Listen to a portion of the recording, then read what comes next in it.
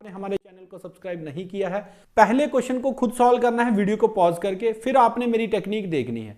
So question आपकी screen के ऊपर है, ये क्वेश्चन बनेगा आपका रेशियो एंड प्रोपोर्शन का। क्लियर? उसने कहा एक अमाउंट है, उसको डिवाइड किया ए, बी और सी में, 3 बंदों में अमाउंट को डिवाइड किया गया। किस रेशियो में किया गया? 3, 5 और 6 की। तो 3:5:6। क्लियर? अच्छा, अब आपको पता है, ये कॉन्सेप्ट आपको पता होगा। जिन बच्चों को ये कॉन्सेप्ट नहीं पता होंगे वो मेरे को एक बार इस नंबर पे व्हाट्सएप करेंगे, मैं उनको डिटेल्ड स्ट्रेटजी बता दूंगा कि कैसे आप लोग ये पूरे बेसिक क्लासेस पढ़ सकते हो। ठीक है? अच्छा, उसने कहा अच्छा एग्जैक्ट में लेट करेंगे तो क्या मानेंगे? देखो 3, 5 और 6 है, एग्जैक्ट में मानना तो x साथ में ले लेते हैं। ठीक है? यस। नेक्स्ट स्टेटमेंट क्या है? If the difference between A and B is share is 600। तो ये जो 600 वैल्यू दी है, ए और बी का डिफरेंस दिया है। ए की वैल्यू है 3x, बी की है 5x। तो यहां पे देखो कितने का डिफरेंस है, 5x में से 3x किया तो बचा 2x। तो 2x की वैल्यू दे रखी है आपको 600। पूछा उसने what is C is share, तो x की वैल्यू यहां से निकल सकती है आराम से। x की वैल्यू आ जाएगी आपकी 600 डिवाइडेड बाय 2। ठीक है? पूछा क्या है? c का शेयर। c का शेयर कितना है आपका? 6x। सो x की वैल्यू हमारे पास आ गई है। 6x की कैलकुलेट कर सकते हैं, कैसे करेंगे? इसको 6 से मल्टीप्लाई कर देंगे। क्यों? क्योंकि ये आपकी x की वैल्यू है, तो काटेंगे इसको, ये कटेगा 300 से, मल्टीप्लाई करेंगे तो आपके पास निकल के आ जाएगा कितना? 1800। आई होप ये ट्रिक आपको समझ आ गई होगी। अगर ये स्टूडेंट्स इस तरह की ट्रिक्स आपको अच्छी लग रही हैं तो सेशन के कमेंट बॉक्स में एक बार यस सर टाइप कर देना कि यस सर हमें ऐसी क्लासेस और भी चाहिए। क्लियर? मूव करते हैं नेक्स्ट क्वेश्चन के ऊपर।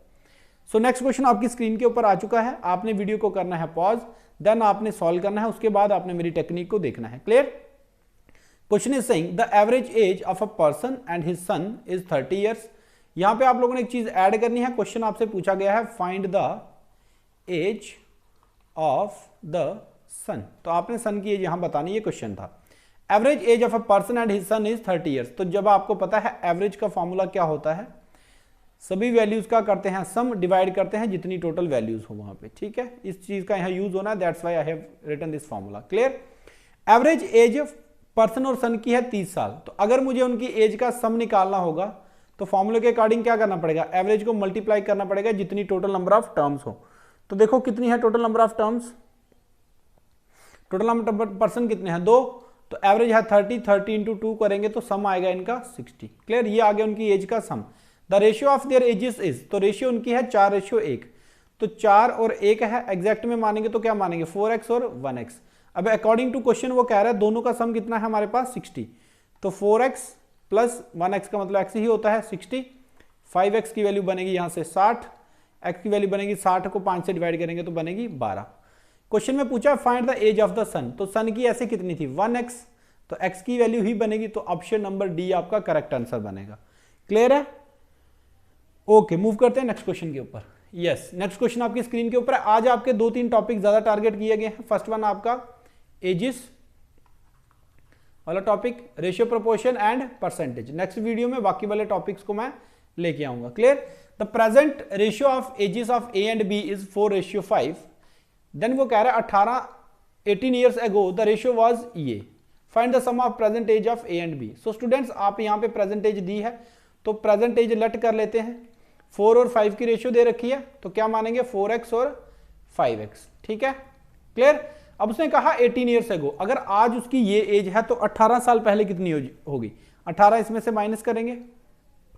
क्लियर? माइनस इसमें से भी 18 होंगे। इसकी रेशियो दे रखी है आपको 11/16। क्लियर?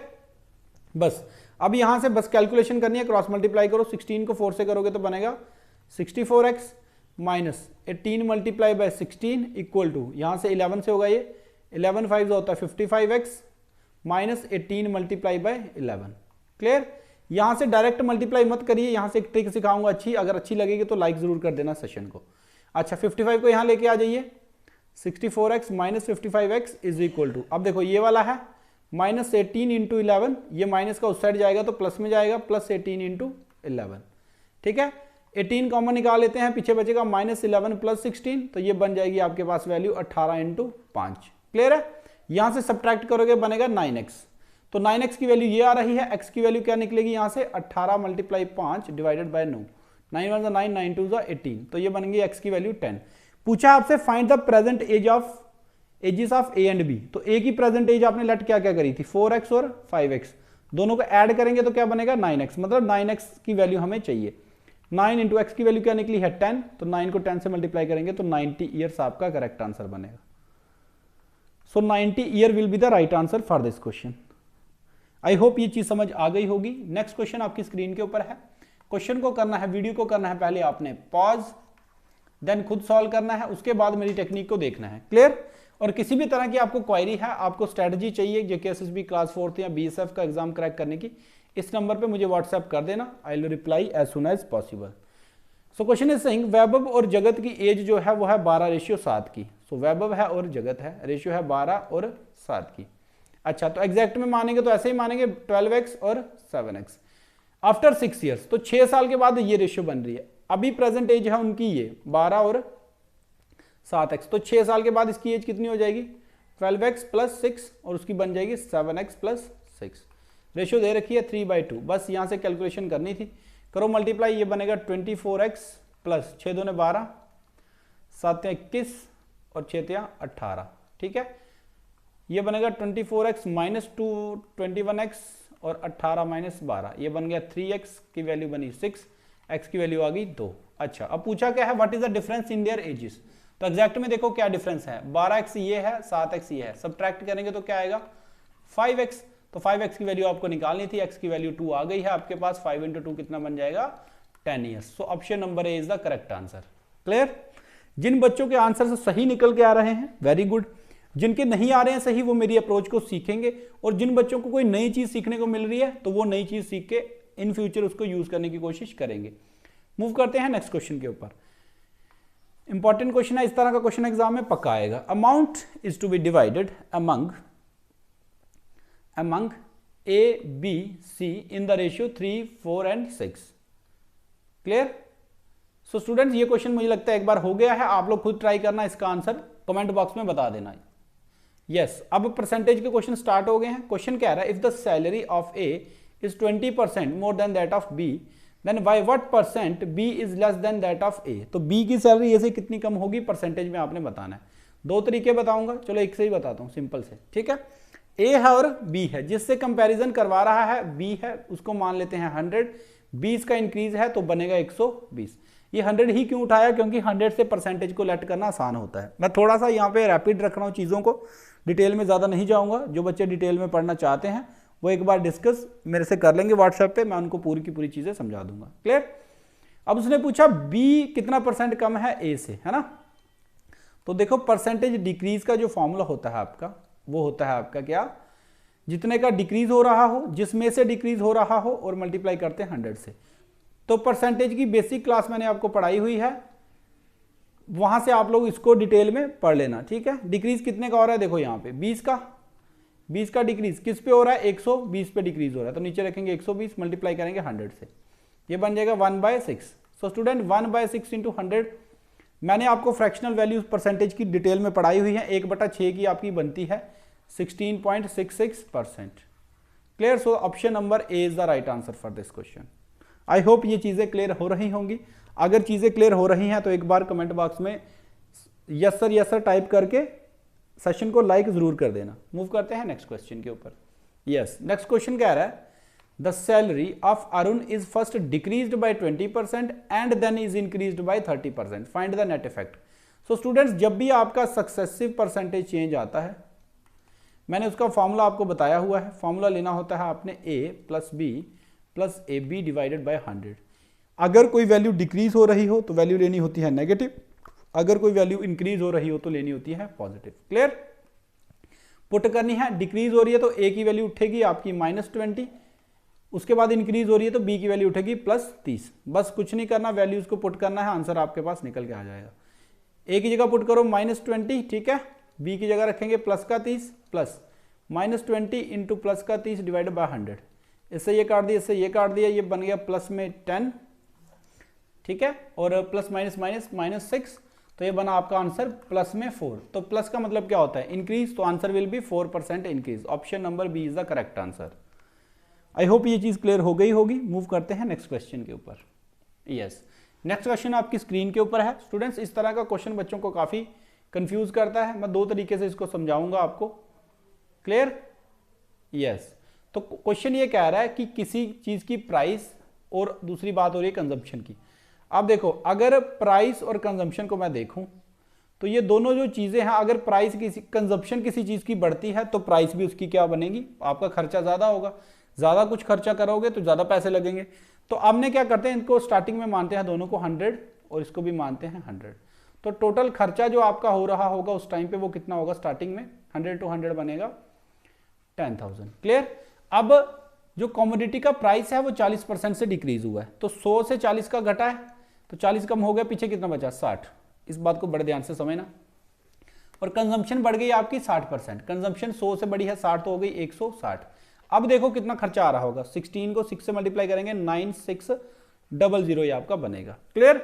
अब हमें देखना इंक्रीज हो रहा है या डिक्रीज। तो क्या हो रहा है यहाँ पे देखो, डिक्रीज कितने परसेंट का डिक्रीज कैसे निकलेगा, डिक्रीज कितना हो रहा है 400 का। किस पे हो रहा है डिक्रीज, 10,000 पे। तो नीचे क्या रखेंगे 10,000 मल्टीप्लाई करेंगे 100 से, क्यों, क्योंकि परसेंटेज निकालनी है। 2 जीरो से ये 2 जीरो कट जाएंगे, इससे ये कट गए, ये बन गया आपका 4% का क्या डिक्रीज। एक इसका ये लॉन्ग मेथड है, बेसिक तरीका मैंने समझा दिया, ठीक है। बट मैंने आपको सक्सेसिव का चेंज का परसेंटेज का फॉर्मूला दिया हुआ है, बस आप डायरेक्ट वो लगा के भी आंसर निकाल सकते हो। तो लगाओ a plus B plus A B by 100। A की वैल्यू हो रही है डिक्रीज तो लेंगे -40, प्लस बी की वैल्यू हो रही है इंक्रीज तो लेंगे प्लस का 60, प्लस -40 इंटू 60 डिवाइड बाई 100, यही फॉर्मूला लगेगा। ये वैल्यू बनेगी आपकी प्लस का 20, ये बनेगी 2 जीरो से ये 2 जीरो कट जाएंगे, 6 चौका 24, माइनस का 24, तो वैल्यू बनेगी -4। तो माइनस आपका क्या सिग्निफाई करता है, decrease. So will be writing answer क्या बनेगा 4% का नेट डिक्रीज आएगा। So yes, option number E is the correct answer, none of this. Clear? Okay, move करते हैं नेक्स्ट क्वेश्चन के ऊपर। सो स्टूडेंट्स, क्वेश्चन आपका टाइम एंड वर्क का है, इंपॉर्टेंट क्वेश्चन है, इस तरह का क्वेश्चन एग्जाम में पक्का आएगा। शॉर्टकट से बताऊंगा, जो बच्चे बेसिक से पढ़ना चाहते हैं वो एक बार मैसेज कर देंगे मैंने गिवन नंबर पे, तो आपको मैं डिटेल में वो चीजें डिक्लेयर कर दूंगा, ठीक है। A can do a job in 10 days, तो ए का टाइम दिया है आपको 10 डेज का, बी का टाइम दे रखा है आपको 5 दिन का। उसने पूछा बताओ दोनों मिलके कितने दिन में काम को खत्म करेंगे। उल्टा मत सोच लेना 10 और 5 को ऐड कर दो 15, नो नो नो। देखो अब बंदे बढ़ रहे हैं तो दिन कम लगने चाहिए। अब इसका फॉर्मूला क्या बनता है, वो बनता है a multiply B divided by a plus B. Students, मैं यहाँ पे डायरेक्ट शॉर्टकट्स या ट्रिक्स सिखा रहा हूँ। जिन बच्चों को नहीं टॉपिक ये पढ़े हैं वो एक बार मेरी कही हुई बात पे अमल कर लेना, इस नंबर पे मैसेज कर देना, आपको मैं डिटेल वे में बता दूंगा कैसे कैसे ये कॉन्सेप्ट्स बनते हैं। तो a की वैल्यू उठा लो 10 और b की उठाओ 5, 10 इंटू 5 डिवाइडेड बाई 10 प्लस 5, तो 10 और 5 कितने बनेंगे 15, काटोगे 5 1 5, 5 3 15, आंसर बनेगा आपका 10/3 डेज।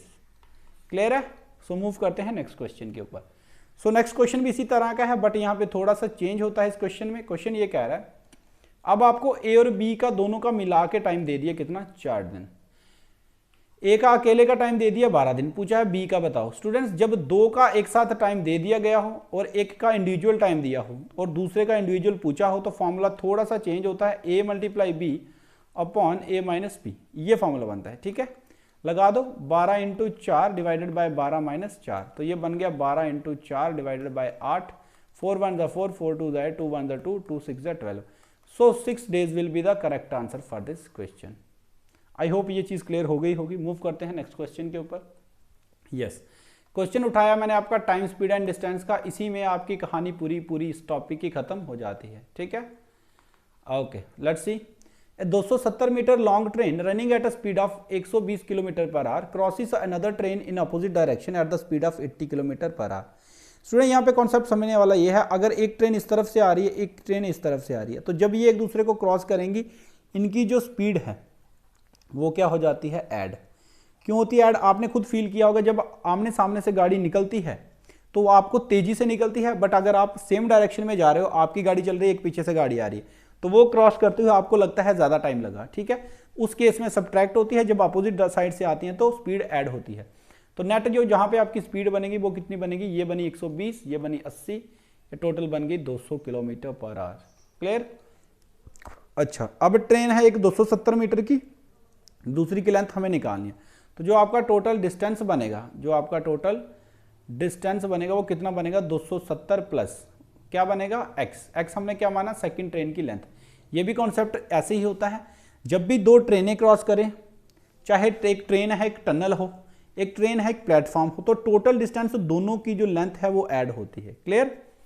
ओके, ये बन गया डिस्टेंस, ये बन गई स्पीड, और ये दिया है आपको टाइम। तो सिंपल सा फॉर्मूला आपने लगाना है, speed is equal to distance divided by time. But units का ध्यान रखना पड़ता है, डिस्टेंस है आपका 270 में प्लस हो रहे हैं एक्स। अच्छा, इसको इस साइड ले जाते हैं, स्पीड मल्टीप्लाई टाइम इधर लिखेंगे, स्पीड कितनी है 200 किलोमीटर पर आवर। बट देखो ये जो डिस्टेंस है ये आपको दिया गया है मीटर में, टाइम दिया है सेकंड में, तो स्पीड को कन्वर्ट करना पड़ेगा किलोमीटर से मीटर पर सेकंड में।